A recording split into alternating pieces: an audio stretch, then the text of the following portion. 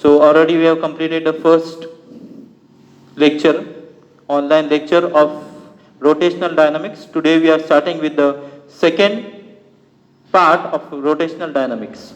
So already we have learned the basics of the motion, okay, that we have learned what is displacement, velocity, acceleration. Now we are going to learn what is angular displacement. What is angular displacement? In circular motion, the displacement is not a linear displacement. It is a angular displacement, angle trace. So what is angular displacement? Angle trace by the radius vector in given time.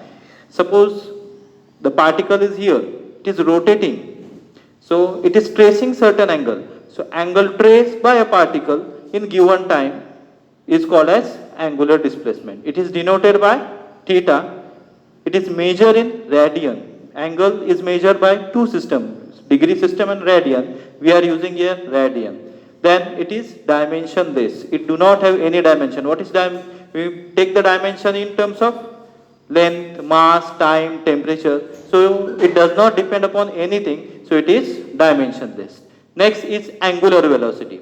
What is velocity? Rate of change of displacement. As here displacement is angular, so time rate of change of angular displacement. It is rate of change of angular displacement with respect to time gives us angular velocity. It is denoted by omega. Now it is displacement upon time, so displacement is measured in radian upon time, so radian per second. Dimension length L1, M0 and t raised to minus 1. Okay. Then its formula, omega is equal to 2 pi upon t. Why 2 pi? Because suppose this is the particle, it is performing circular motion. So as I rotate this particle, it covers a complete circle, and when it traces a complete circle, it total angle traced by it is 360 degree, that is nothing but 2 pi. So total displacement is 2 pi upon total time taken, so it is 2 pi upon t.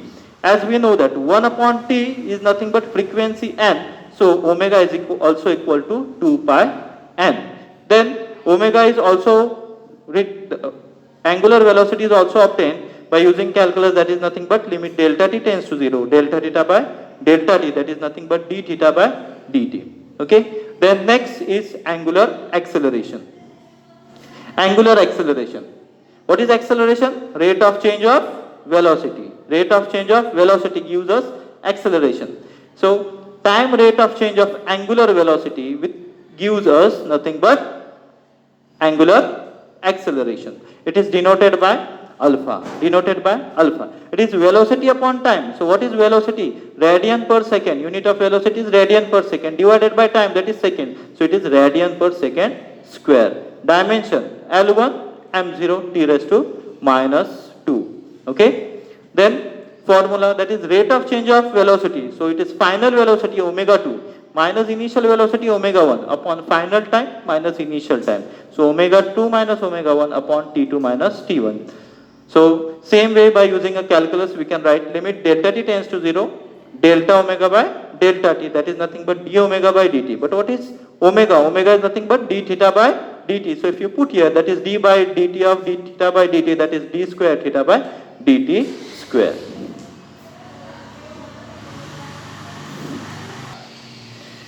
Now next point, relation between linear velocity and angular velocity. Linear velocity. What is linear velocity? Linear distance travel by per second. Okay. Now here consider a particle situated at point A. The particle is performing circular motion in anti-clockwise direction. It is moving in anti-clockwise direction. Initially particle is at point A. After certain time delta t, it changes its position and moves toward point B. Okay. During this time, when it has moved from A to B, that time it has traced certain angle. Let that angle be delta theta. We will consider this angle be small, so I have written here delta theta. And while it has displaced, it has traced certain distance along the circumference of the circle. Let that distance be delta s. Let that distance be delta s. Now by definition of linear velocity, what is linear velocity? Displacement upon time. So by definition of linear velocity, v is equal to limit delta t tends to 0, delta s upon delta t. Why delta s upon delta t? Delta s is a linear displacement, linear distance, length of this arc. So it is length upon time. But as you know, the property of angle, arc length, relation of arc length, angle and radius, what? Length of arc is equal to radius into angle, central angle. So delta s is equal to r into delta theta. So if you put the value here in delta s, so we get limit delta t tends to 0, r into delta theta upon delta t. Now r is a radius which is constant. So taking outside the limit, we get what? V is equal to r, limit delta t tends to 0, delta theta by delta t, delta theta by delta t. Now, by the definition of angular velocity, what is angular velocity? Rate of change of angle trace by radius vector with respect to time. So what we get? So delta theta by delta t is nothing but omega. So if you put the value, we get V equal to r omega. So this is, it is very, very important, asked number of times in the board exam. Same relation in vector form. Okay, there is little bit difference while proving the relation in vector form. We have to consider this figure and we have to consider this relation. What is the relation? S is equal to delta theta into r. As it is vector,